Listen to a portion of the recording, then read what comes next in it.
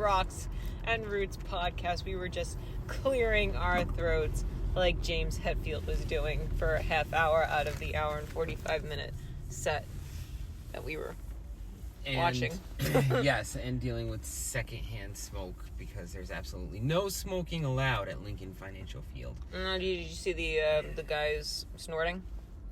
Oh, I missed that. Oh, yeah. Good eye. Yeah, thanks. So yes, we are coming home from a Metallica concert, and it is a sad day. In the Metallica family. In the Metallica family and the Rocks and Roots family. That's right.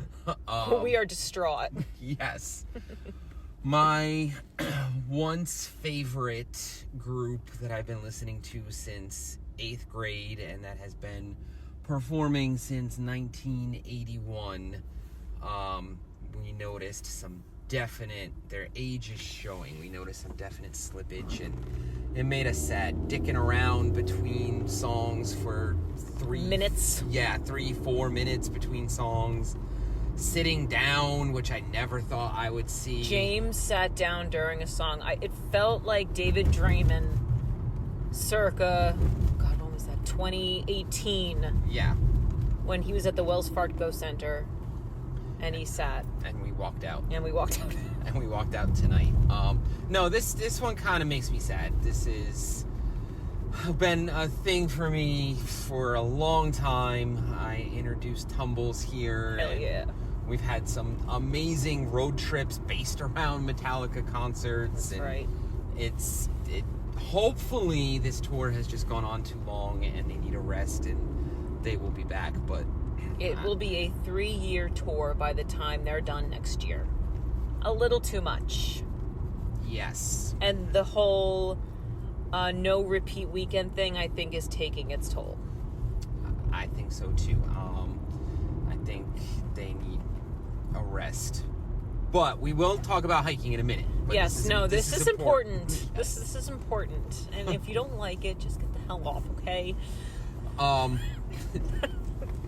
Yeah, songs were muddled. Songs started out strong. The whole concert started out strong. It did. But then they went into... Well, Limp Bizkit, came on. There was 2 openers. There was Ice Nine Kills, which has been touring with them since the beginning, I think, of the tour. And then Limp Bizkit came on, and Fred Durst is still a dick. Just with a gray beard at this point. Yep. And they look absolutely ridiculous because they've got to be in their 50s. Yeah, and it really says something when they played the same song twice. Yep. I know it's your most known song, but you don't have to do that. Oh, you have to get into your left lane. Shit. Alright, well, I'll just cut this guy off. Alright. Yeah. We're not from the state.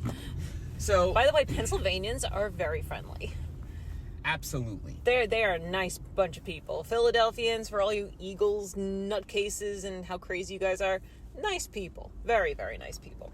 Well, we weren't at an Eagles game, so... That's very true. They were still chanting Eagles, though. Yes. In the middle of the Metallica concert. They were chanting defense and Eagles. E-A-G-L-E. It doesn't flow. Or if you're the mayor of this fine city, it's E-G-L-E-S. Go look that up. Mayor of Philadelphia misspells. So... Eagles. Concert started out great. They started with Creeping Death. They did 3 other songs that I can't remember right now that were strong. And then they got into their new stuff, and it just kind of deflated, fell apart. Yeah. Even the cameraman didn't know what the fuck he was doing. Yeah, we got lots of shots of wireless battery packs on James Hetfield's ass. So, and then he got tired, and they do this ridiculous thing where Kirk and the bassist Rob do some jazz odyssey, free-flowing, free-form nonsense while James and Lars disappear. You know, Jack White would have fit right into this concert. That was another sad concert. Yeah, that was another sad day. Yeah. Then they went into, when they came back from that, he was sitting down, and they did a very, very light version of, damn, I can't even remember. That's not a good sign, folks. Well, you can't get your full range of motion when you basically your range of motion when you sing when you sit down. Yeah, you're closing off your diaphragm. You're not able to open up your lungs fully. Come on, James. Yeah, and then it was a lot of sound effects and instrumentals. They did a horrible version of Orion. And a horrible version of Cyanide. Yes. Orion's an 8-minute instrumental, which is a brilliant, brilliant song. Is it Orion or Orion? Orion, I'm sorry. What the fuck is an Orion? It's a brilliant song by Cliff Burton, and it's amazing, and they butchered it. Yeah. But he didn't have to sing for 8 minutes. Yep. And then, they did a horrible version of Cyanide, which is a newer song that I don't really like anyway. And then I think another issue was just the sound. The sound wasn't great. It was better than when we saw them Better at MetLife, yeah. It still wasn't great. It was the amps were too amped for the guitars, and we could barely hear them sing. We could barely hear James sing. Anyway, keep going. Yeah, so they did they finally started to get a little bit back on track with Nothing Else Matters, and then they did, I had never heard Fight Fire with Fire live, which was kind of cool, but again, he's talking for minutes on end in between, catching his old man breath. You want to get over? And we're going into Central Philadelphia! Alright. Shit. Okay, well, time out, Rocks and Roots. Yes. Metallica fam.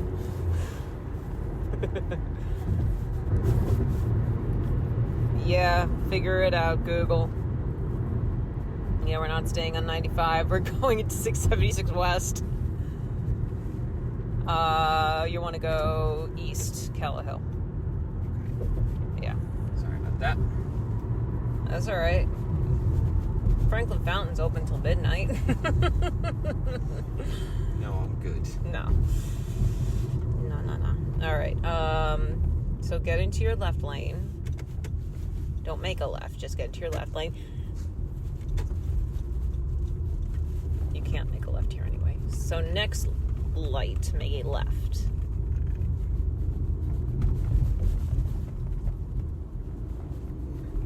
All right, we're gonna get back on track here, folks, in just a minute. See, this is what Metallica was like. Yes. Taking minutes to you're get back still on track. recording? That's hilarious. Yes, I didn't know you were still recording. I am. All right. In point 2, we're going on Ray Street. Did you know, Rocks and Roots fam, that when we ran our marathon, we ran it in the great city of Philadelphia? In 2018. No, 2019. Yes, okay, you're right. It was 2019. I was gonna say, has it already been 7 years? No. Jesus. So anyway, we're gonna be turning left onto Race Street at the next light, and that was the second road we went down to go down to Christopher Columbus Boulevard. We made a right, and then we went up Market Street, over the Schuylkill to Drexel, and then through Fairmount Park, and then down across. Which we drove through today. That's right. Anyway. Yes. Okay. So yeah, decent-ish version of Nothing Else Matters. Fight Fire with Fire. I heard it live for the first time. That was cool. He started talking again. Yeah. Then he started talking again, and then we walked out when we got a very muddled version of Fuel. Mm-hmm. So that was it. That's our report. But I am not ageist. I'm not picking on them just because they are in their straight. Uh-huh. Yes, you are straight. Oh, yes. I am a cis white male, but I'm going straight on Race Street. Yes, you are. Yeah, I'm not picking on them just because they're in their late 50s and 60s, because Iron Maiden is even older, and they don't pull any of that shit. They still give a phenomenal show. So. Yeah. And this is, like I mentioned before, a no repeat weekend, which means they're playing once again. North is up ahead to the left. No repeat weekend, so they're playing again on Sunday. So it gives them a day to, like, recoup. And we have not decided if we are going back. I know, it's really sad. The ticket price is great. You get, I think they were like $80 or $90, and you get two nights out of that. But if you're not impressed with the first night, why spend money on parking and fuel and food to go back for the second night? Right. So, but this is a hiking podcast, supposedly, so... We hiked from the end of that parking lot to the stadium. And then we hiked from the stadium back to the car. Back to the car. I think that was a half a mile each way. And then we hiked up 20 floors to our seats. We did. We ran up and down stairs. Yes. It was, we hit some awesome rain. Yes, we did. And Fred Durst got wet. And they tried to put a tarp over the drummer. Over the drummer that was blowing around. That was funny. Yeah, it was funny. Anyway, this has been a full day of Pennsylvania excitement. We decided to visit a trail west of Wilkes-Barre, Pennsylvania, west by about, 45 minutes or so. Yes. At Ricketts Glen State Park. Raise your hand if you've been there before. I'm raising my hand because I was there before. I'm hoping, just today. Like the 3 other people who listened, one at least is raising their hand. Me too. But what a nice park that was. So I was looking for something for us to do in range of Philadelphia since we had this tonight, and I found Ricketts Glen State Park, and it looked amazing, and it lived up to the hype.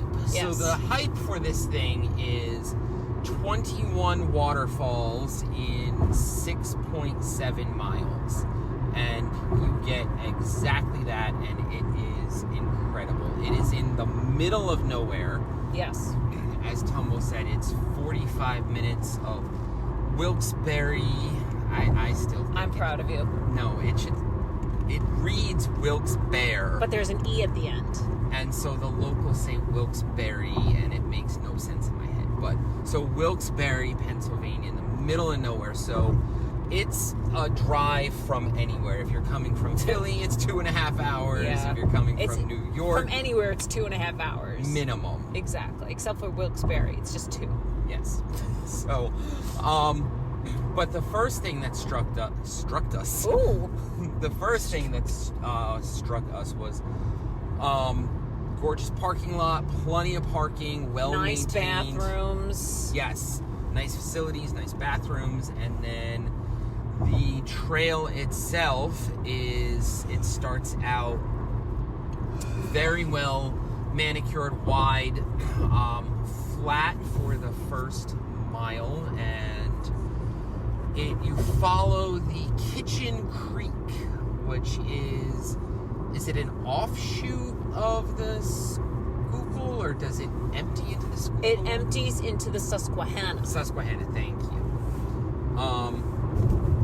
So it empties into the Susquehanna, and it was because of all the rain, just from the parking lot, the creek was a river, and you're crossing bridges, and it was phenomenal right from the parking lot. And then... Well, this park is run by the Pennsylvania State Park System. And the Pennsylvania State Park System, from what we have seen, is one of the best on the East Coast. You have the Appalachian Mountain Club, who does a wonderful job, but it's its own nonprofit. New York State Parks, they're horrible. yeah. Jersey, they're not great either. Yeah. So I just did a quick Google search to see what the budget is for the Pennsylvania state parks. And as of 2023, $112 million to sustain and improve state parks and forests. That money is used wisely. It is. That's not a lot of money, and all of the parks that we've seen have been amazing. Well, it's the Commonwealth's most significant investment in outdoor infrastructure in decades. And we notice they're chipping away, apparently, at a $1.4 billion deficit, I guess. It's just money needed to improve all of the state parks in the state. Pennsylvania is a pretty big state. And I guess there is a lot of state parks and forests which are all under that purview. They need 1.4 billion. Yeah, backlog. I guess with COVID, that put a damper on a lot of shit. Well, we haven't noticed. Everywhere we've been. Yeah. Michaud State Forest, which the Appalachian Trail goes through in the southern part of the state. Absolutely stunning. This kind of reminded me of that today. It did, yeah. And this was in Pinshaw State Forest today. Yes. So yeah, the creek was a river. You're crossing bridges immediately. So right away, I was like, this is fantastic. Mm-hmm. The phone comes out, the pictures get started. And then it's just a nice flat stroll for about a mile until you come to a fork in the road. That's right. And they label, you could take the upper path, which they label moderate, and the lower path, which they label difficult. I saw upper, did not feel like climbing. I saw difficult. I said, that looks fun. So right there, we're going the lower path, and it was really easy. I think the difficulty was because the rivers or the creeks were so swollen that the creek became the trail and the trail became the creek. And that was about it. Yeah, our little feet got wet, and that's about it.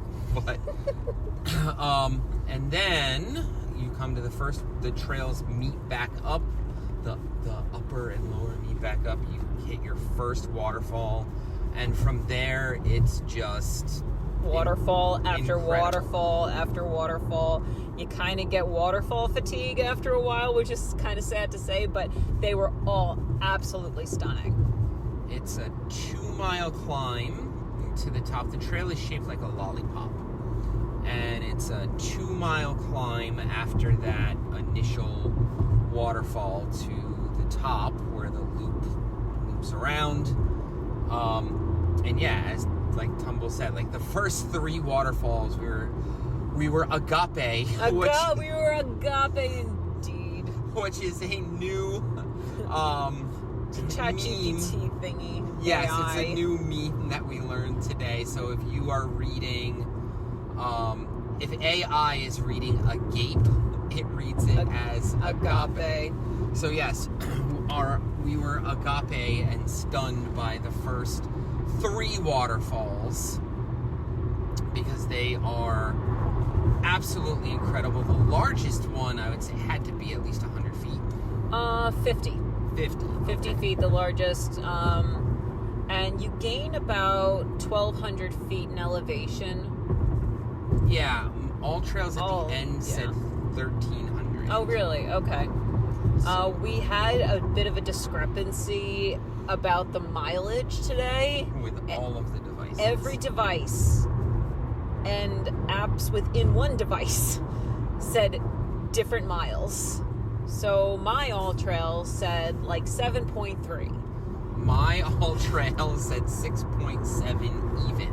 My Apple Watch said 5.8.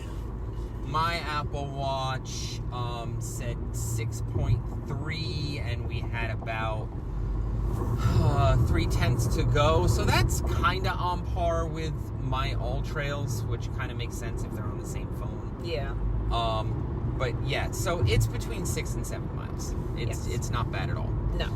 So the highest waterfall is 50 feet. They're all named. We stopped, like in our videos, we were like, oh, this is such and such waterfall. And then after the third one, we stopped doing that because you're just hitting waterfall after waterfall. And it's an interesting psychological thing. Like, you can become desensitized to almost anything if you're exposed to a lot of it in a short amount of time. Even things that are beautiful, pleasurable, it just lost, we still appreciated it, but it just lost its mystique, I guess. Sparkle, yeah. Like, oh, another one. At the top, we started to become excited again because it was something, that's what it is. Like, our brains like new things. And I guess that's why so many people hate out and backs. Yes. Because it's just, you see the same thing. If you're going for miles and that's it, that's one thing, but you also want to see some new shit, which is why the idea of through hiking is so interesting and cool, because you're always seeing something new. There's no repeats. Right. Just like Metallica. Yes. But yeah, when you are discovering new things, you're getting your caveman dopamine, because our ancient ancestors that went out and explored, that's how we expanded and survived and expanded as a species. So they got a dopamine hit when they're exploring and going out beyond the safety of the cave or the hearth or whatever the fuck. You're building literally new neurons and making new connections when you're discovering new things. So our brains like new things. And even if it's a different waterfall, if it looks exactly the same, your brain is like, okay, we've done this. What's new? And you know, it makes me wonder in our society today why so many people can just sit on their couch day in and day out and not want to do something different. Because the phone and the screens are tricking them into thinking that they are getting new and different. Look how TikTok's designed. Yep. You scroll up just like a casino and it's constantly a new video. Mm-hmm. So that is taking the place of actual discovery and exploration, and our brains are being fooled and we are becoming sedate, and yeah, it's not good. Yep. But top of this trail is basically, it reminded me of a lazy river in a theme park, except just natural. It was just windy and really nice, and I don't know, help me out here, Tumbles. Yeah, you get to the top, basically the top of the mountain, which is only like 2,100 feet, but you get to the top, and I don't know, it looked meadowy.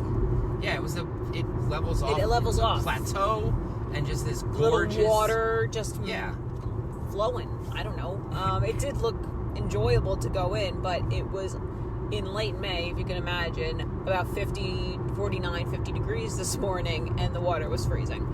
So, jumping in for a later time, but you can't swim in it. And then you start the loop back, and there's a glacier dump.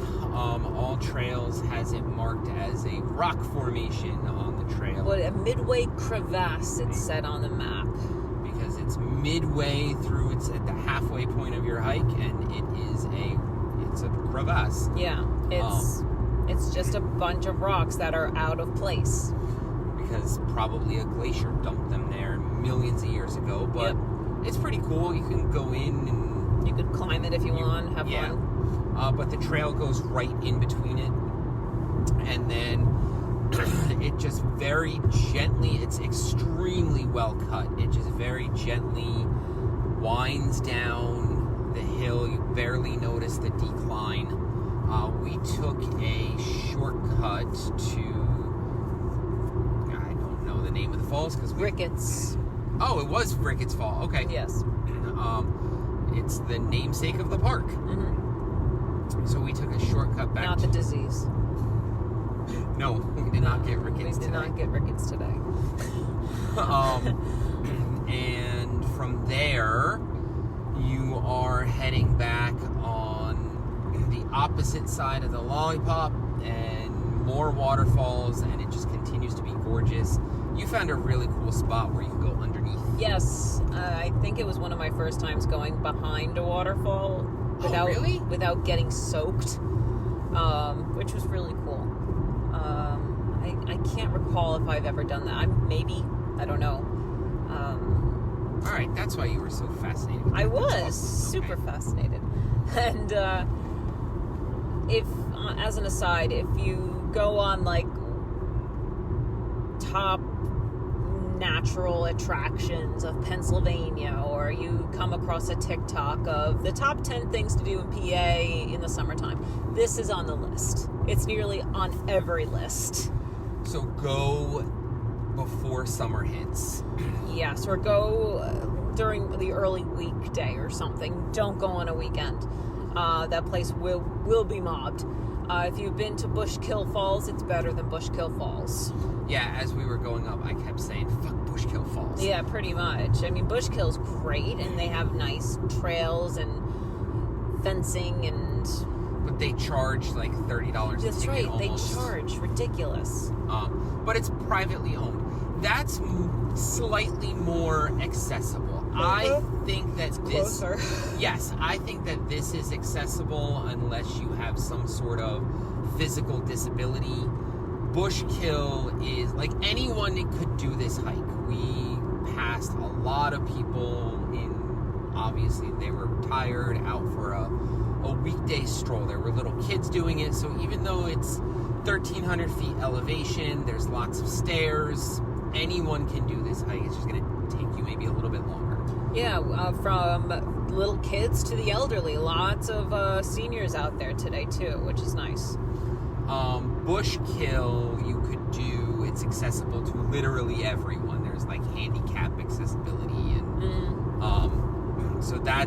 It's like your honky-tonk place where you can get your burger and your little gems and shit like that. It reminds me of Luray Caverns.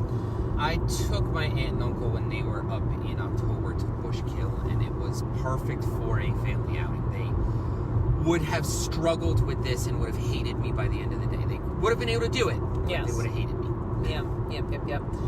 The only, I mean, like we mentioned, the only downside, I think, is just like the distance. If you don't want, since we're in Jersey, it's a drive. I think we left at 7 and Yes. got there around 9. Yeah. Ish. Yeah. Not terrible. Between 9 and 9:30. So. Okay. Yeah. So yeah, and then you reconnect with the initial really nice flat trail for the last mile, and you are back at the parking lot. And I have normally I'm like, well, this could have been better, or the people running it could have done this better. Nothing. It was 5 great. out of 5, 10 out of 10. Perfect score. Would do it again. And you could tell that they actively keep at it, because there were massive trees that had recently fallen, and they were cut up and put to the side and dealt with. I laughed at the interpretive sign at the top of the hill about the deer. Oh, yes. Yes. Apparently we need to know about deer. Which, the reason that we're amused is we live in Jersey. They're everywhere. They eat my plants. They live under my porch every summer. Yeah. But this sign was an entire sign about deer and how they are destructive to the environment, which we know. So anyway, but that's all I have to say about it. I highly recommend it. Yeah, it's a nice day hike. If you're nearby, go visit. Or if you feel like driving like us, yeah, we will hike. We will drive almost almost 3 hours to hike 6 miles. Yes. So we went to a not so great barbecue place afterward. Yeah, I don't even know what town that was. Mountaintop. That was the name of the town? Yeah. What was the name of the barbecue place?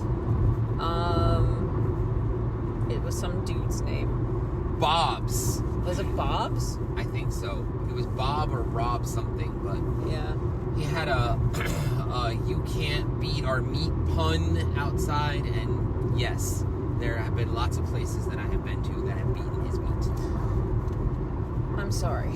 On that note. Alright, it's late. We still have a drive ahead of us, but we are making plans for a longer hike.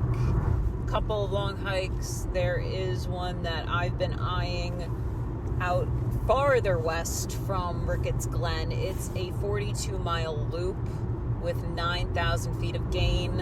It looks fantastic. I'm on board. We're just haggling over how many days. 2 days, 3 days. 4 days. It won't be 4 days.